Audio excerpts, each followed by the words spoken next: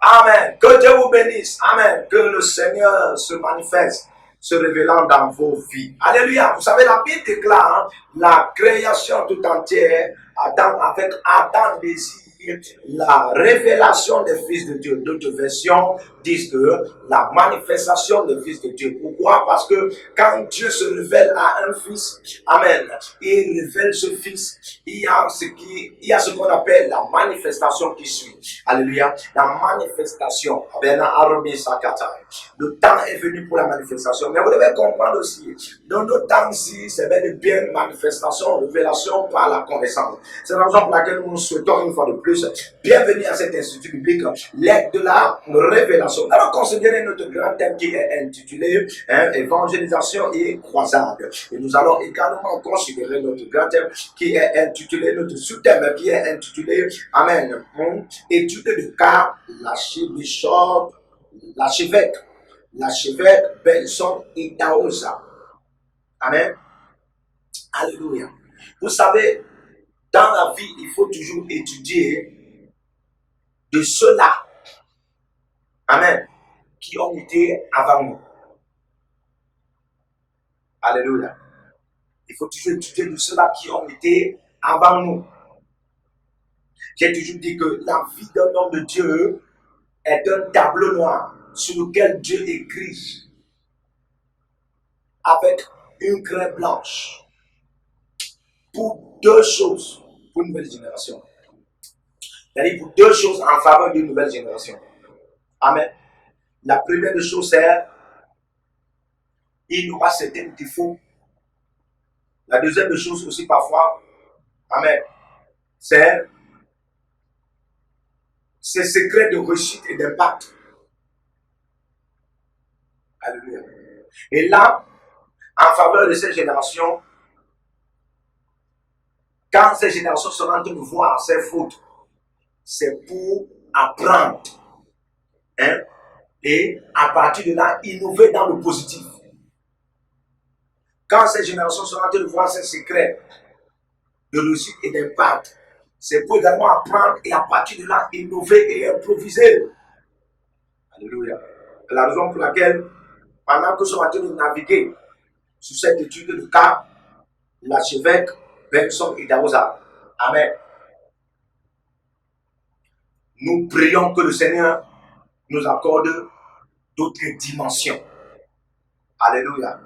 Frère, il y a des hommes sur la terre, Dieu les a utilisés comme des systèmes de son évangile. Alléluia. C'est la raison pour laquelle nous, nouvelle génération, nous faisons toujours allusion à l'étude de cas de leur vie. Amen. Alors, Benson Andrew Idahosa est né de parents non chrétiens le 11 septembre 1938 dans une communauté majoritairement non chrétienne. Donc là, déjà, on comprend pourquoi ses parents n'étaient pas chrétiens. D'abord, ses parents étaient dans une communauté majoritairement non chrétienne. Ça veut dire que la plupart de ceux qui étaient n'étaient pas chrétiens. Alléluia. Quand il avait 18 mois, alléluia. Quand il avait 18 mois, il a été rejeté par son père. Amen. John. Son père s'appelait John. Parce qu'il était fragile et maladif. Donc, quand vous comprenez rejeté ici, c'est dans la dimension où son père ne parvenait plus à le supporter. Son père ne le supportait plus. Il avait une maladie que son père ne supportait plus. Son père, parce que son père avait abandonné. Son père l'avait abandonné. Que ici, là, on ne croit plus. Mon frère, si toi tu t'en sors, tu t'en sors. Mais moi, je ne peux plus continuer à dépenser comme ça. Son père avait trop dépensé. Mais ça, c'est même quelle dimension ça? Alléluia. Il avait constamment des évanouissements dans son enfance. Et sur l'un de ses sorts, sa mère Sarah a été chargée par son père de l'abandonner à un tas d'ordures en le présumant mort. Alléluia. Quelques heures plus tard, il est revenu à lui et a commencé à gémir et a été sauvé par sa mère. Alléluia. Donc son père avait mis la pression à sa mère que toi tu passes ton temps à trop prendre soin de cet enfant, et puis c'est mon argent même. Il mange, il ne fait que tomber. Il boit, il ne fait que tomber. On donne les comprimés, il ne fait que tomber. On donne les remèdes tradipraticiens, il ne fait que tomber. Ça c'est même quelle dimension. C'est même quelle malchance que Dieu m'a envoyé comme ça. Il a commencé à maudire Dieu. Alléluia. Et puis un jour, il a pris une décision disant, cette femme, si tu ne veux pas que je te quitte, tu vas choisir entre toi et cet enfant-ci. Soit l'enfant-ci part, soit tu pars. Et la maman voulant sauver son mariage. Amen. A pris l'enfant, hein, elle est partie mettre dans les ordures. Question de jeter l'enfant. Amen. Mais la foi de la prédestination, la foi de la prédestination, par la puissance de la prédestination, n'a pas laissé que cet enfant, n'a pas laissé que cet enfant meure aujourd'hui. Vous pouvez imaginer un enfant qu'on prend, un enfant de 18 mois, on prend le met dans les ordures qui ont déjà daté, les ordures qui ont déjà daté 3 ans, 4 ans, 7 ans, 8 ans, et c'est là, et même toutes sortes de pourritures. Imaginez-vous les odeurs de ceux-là qui viennent uriner, les odeurs de ceux-là qui viennent verser les matières fécales, les odeurs, imaginez-vous tout cela, et puis l'enfant était là. Frère, c'est terriblement toxique, c'est plus que le gaz toxique.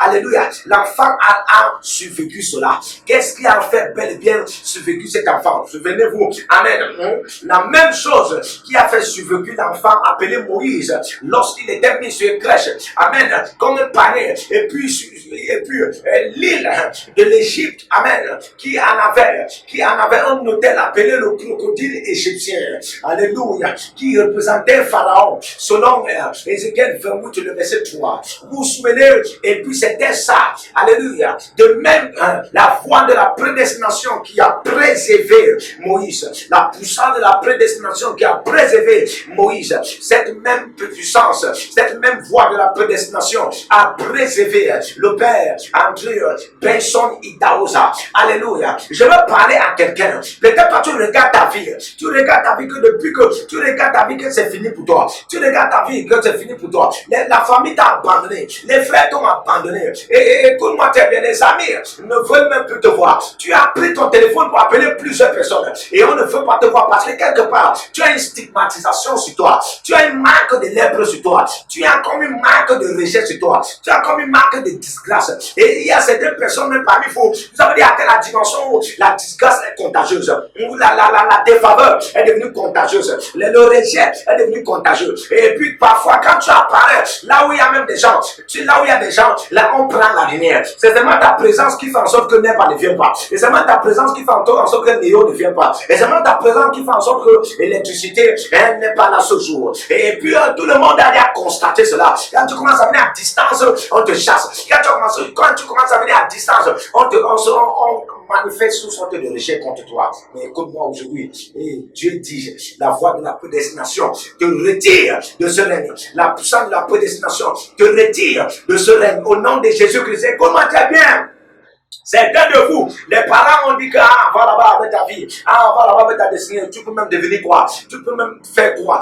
Toi, tu es même maudit, c'est fini pour toi. On a abandonné, on dit que les gars, on n'y a plus de dépenses ici dans la famille, c'est pour toi. Ton plat de nourriture que tu en avais ici, il n'y en a plus.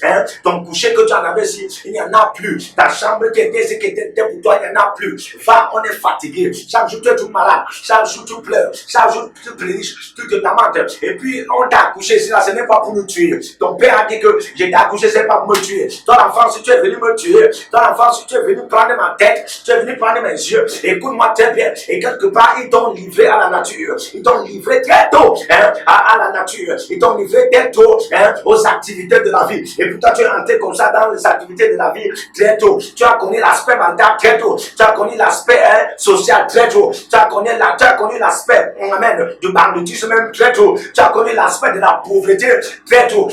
C'est toi qui as commencé à payer ta pension scolaire. C'est toi qui as commencé avec tes débutantistes, avec toutes sortes de guerres, avec toutes sortes de batailles. Et écoute-moi très bien, peut-être tu ne connaissais pas.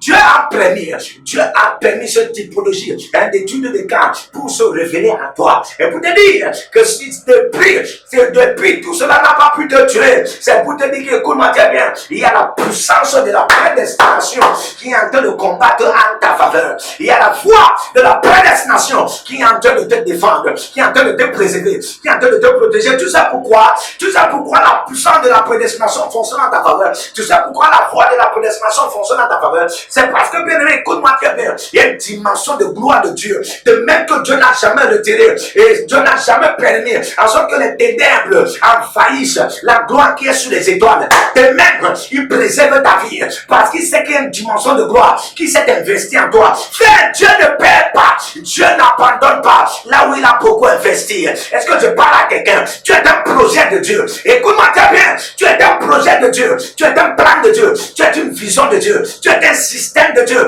N'abandonne pas vite parce que les gens t'ont abandonné. Ne laisse pas vite parce que les gens t'ont laissé. Ne te laisse pas parce que les gens t'ont délaissé. Écoute-moi très bien, si t'ont rejeté, ne te rejette pas. Si t'ont abandonné, ne t'abandonne pas. Si t'ont rejeté, c'est parce que tu as une capacité de t'injecter pour une nouvelle génération. Est-ce que je parle à quelqu'un? Si t'ont abandonné, c'est parce que tu as une capacité de prendre soin de toi. Est-ce que je parle à quelqu'un? Toi, tu es là, tu pleures. Tu passes ton temps à pleurer que la famille t'a laissé. Tu passes ton temps à pleurer que les parents t'ont laissé. Tu passes ton temps à pleurer que les autres ne prennent pas soin de toi. Tu passes ton temps à pleurer que le père est mort, la mère est morte. Bien qu'ils étaient en vie, faisaient quoi? Alléluia. Écoute-moi très bien. Tous sont partis. C'est parce qu'ils n'ont pas, écoute-moi très bien, ils n'ont pas une certaine marque de ta destinée quand ça va commencer à vouloir s'accomplir en ce temps-là. Et là, ils ne doivent pas être là pour que personne ne prenne gloire. Un homme de gloire, personne ne prendra gloire dans sa vie.